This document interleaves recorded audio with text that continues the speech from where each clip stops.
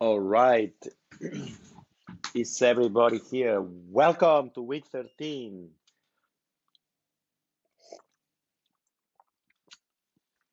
In this week, we're going to talk about, you guessed it right, privacy.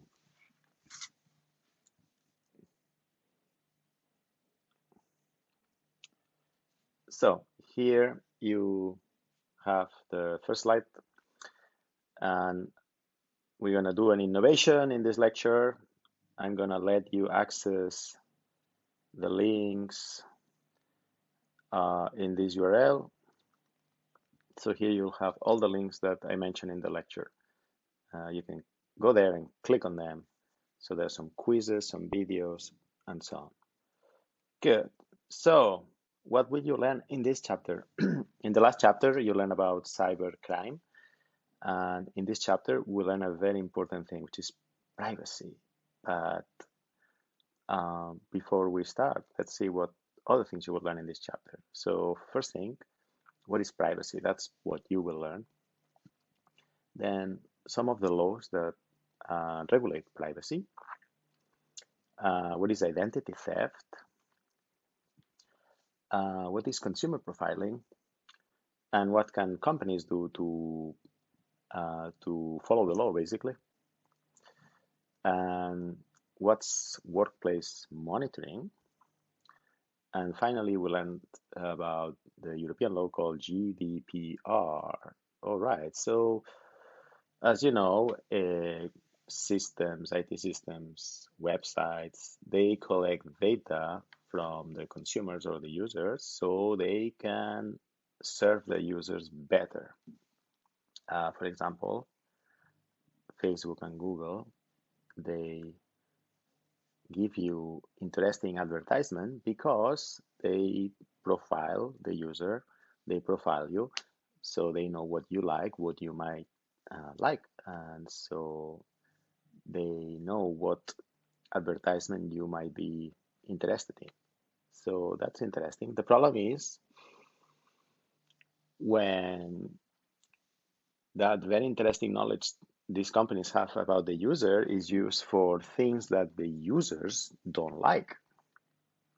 For example, as you saw in the Cambridge Analytica scandal, when this information that was supposed to give you advertisement that you like is used to manipulate how you think about your political beliefs without them telling you.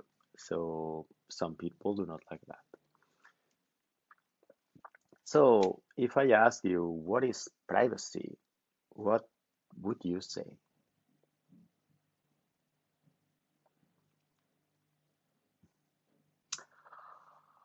I don't hear anything, but basically, privacy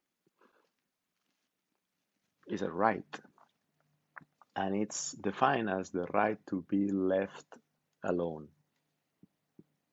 What does that mean? It means that if you don't want a company to bother you because they have your phone number, well, you should have the right to not be bothered. That is privacy. So privacy is not a thing, it's a right. Right. And here comes the thing. Remember in chapter one, we said that technology is faster than the culture and the law is slower than the culture. So you have technology going very fast, the culture following, social norms, right? And then law following, right? So here you have a very interesting meme from the internet that really summarizes the problem with privacy today. Things go very fast, and the laws and the rules we have are very slow to catch up. Right. Um, so as we said, it's the right to be left alone, and there's two kinds of areas where privacy is a thing you must think about. One is the data itself, and the other is the communications.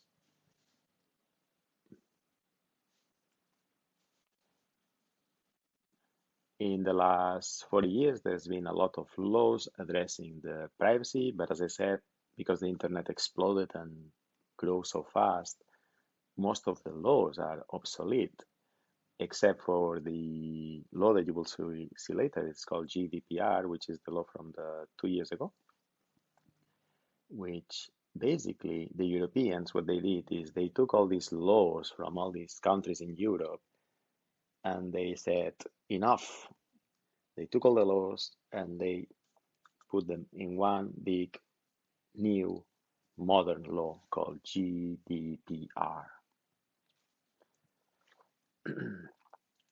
However, in America, they're still catching up, and so they still have many little laws about privacy.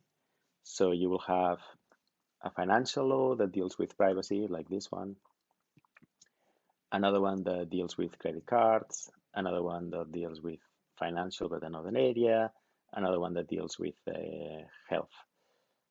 So this is not so good because then you have many little laws here and there, and actually it's much better to have one big, clear, simple law. So here you have some explanation for each of the laws. Another thing you should know in this chapter is opt-in, opt-out, which is regulated by GDPR. Um, so what is opt-in and what is opt-out?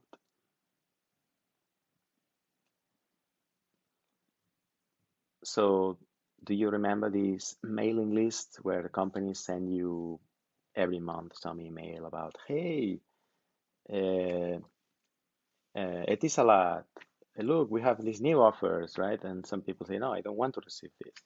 And there's a link there where you can say, don't send me more emails, right? So when this happens, this is called opt-out, where the user has been added without his permission to a spam list or mailing list, and he has to go and click. It's called opt-out. What is opt-in? Opt-in is the complementary. It's when you cannot add users automatically or without their permission.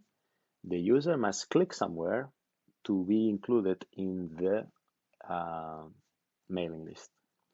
So GDPR regulates this. So according to the GDPR, you cannot add people automatically to mailing lists. Good. As we saw, health is a very sensitive topic everywhere in the world. And if you make an app for health, you should definitely check the HIPAA law because it will affect you. And if you don't follow it, you may get into trouble. Yes. So here you have a bit of explanation. And so. Then you have another law. This one is for children. These are American laws. And this one, you saw it already. We saw it. We saw this little video. It's called COPA. So if you want to check a very good example of video, you can check on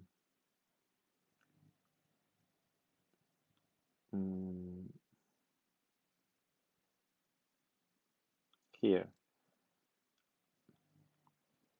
This is a hilarious example of a company that didn't check COPPA and then they get into trouble because of that. So it's from HBO's Silicon Valley show. So you can watch what this will happen to you if you're not careful. Right. So that's COPPA.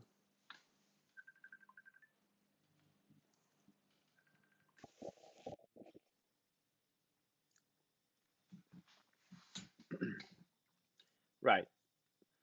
So yeah, COPPA. So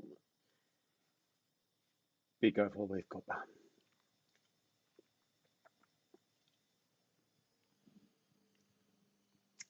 These are other laws that, as we mentioned before, concern privacy. And as we said, in Europe, it, all these laws have been combined into the GDPR.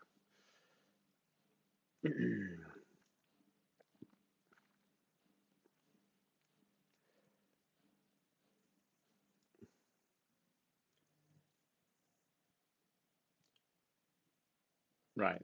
So, yes, you can skip these two slides about BBOA online.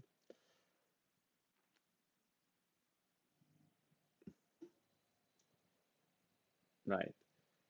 So, now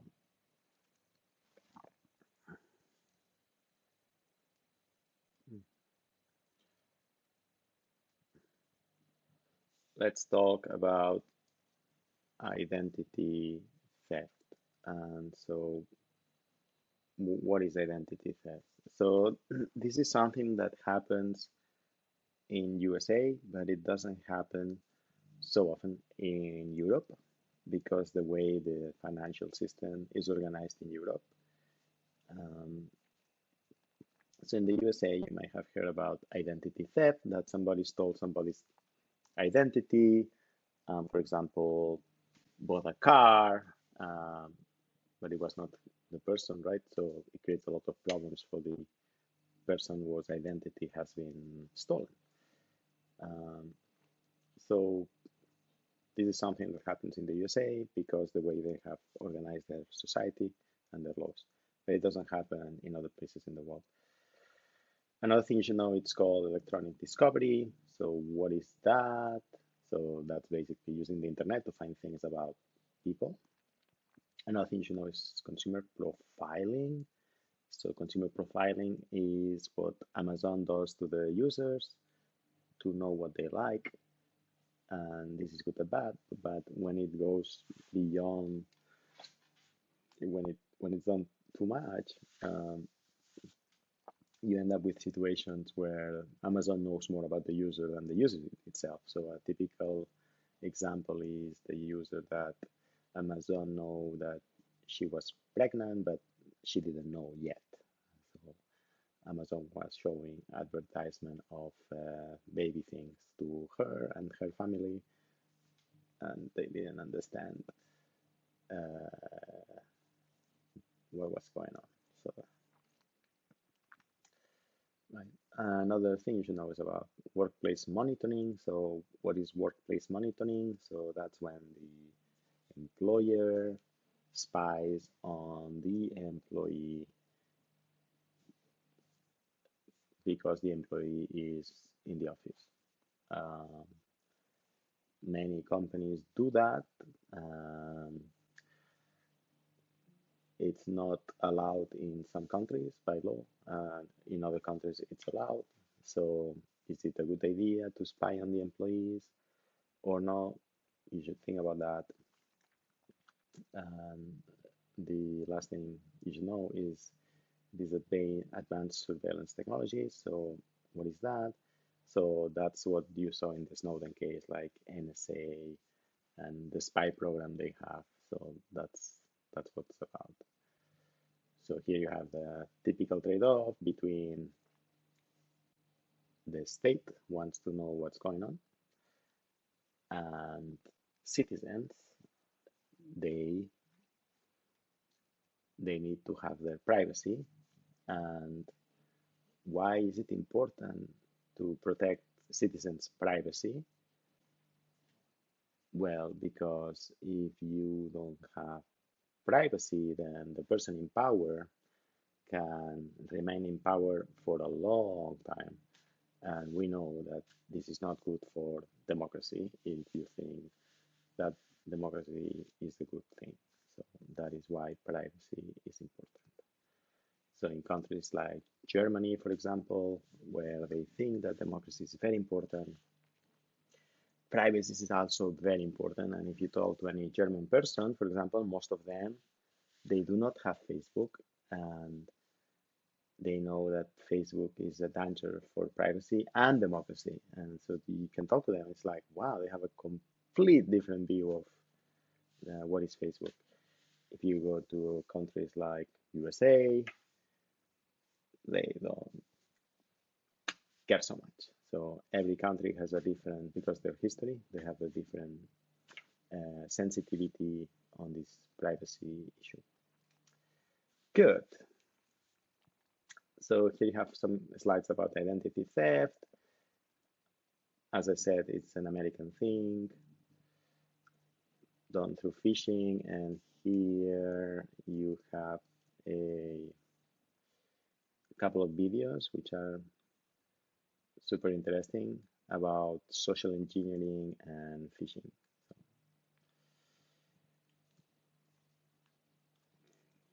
Good.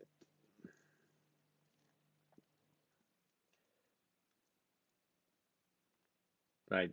Um, One other key term you should know is cookie. So what is a cookie? What is a cookie? Not this cookie, the cookie from the internet. So a cookie is a file that your web browser saves in your computer. And this file contains information of what you were doing the last time you visited a website. So that when you go back to that website, first the website knows who you are without having to log in or log out, and so that they can kind of, for example, if you were watching a movie in a website and you suddenly leave because you have to go to sleep, for example, you come back next day to the same website. The website can tell your browser to save a file with your ID or some session ID so that when you come back, they can check that file and remember, oh, you stopped watching the movie at minute 42. Great. Um, the problem is that websites not only store that, store way too much information, and those cookies are text files in your computer. So typical thing that hackers do, they look not at the cookie that they're supposed to look, but they look at other cookies from the other websites, and then they know a lot of things about the user that maybe they should not know. Just think that a few years ago, there were websites storing credit card information in cookies, which is crazy, right? So consumer profiling, we talk about the famous Amazon case. Um,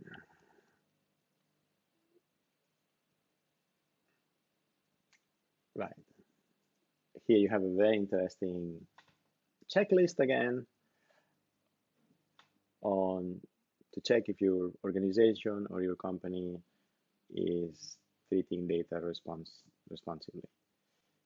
So the number one thing is remember the IT user policy. Well, do you have a privacy policy, like for the employees and for the consumers of your company? So that's maybe the start point, right? Then we talk about workplace monitoring. And that's it for privacy, right? So now what you have to do is go to here and here. And so here you will find a crash course on GDPR. So in the exam, there's lots of questions about GDPR. You must know GDPR, at least the basics. And then there is a quiz here about GDPR. So I will usually take 2 or 3 questions from this quiz and put them in the final exam, right? So it's very good if you check this and then check this quiz to test your knowledge. And if you are interested into learning more about why privacy is important and the relationship between privacy and democracy. There is a very good interview by Kara Swisher on the Record podcast of Edward Snowden.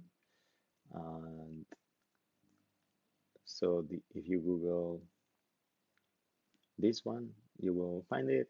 It's 1 hour long. It's completely optional, but then you will really, really understand why privacy is important. Many people do not understand why privacy is important for society and democracy. Many young people don't care. Like, many young people, they are willing to give their privacy for a bit of convenience. Uh, but as I said, it depends on the country where you are.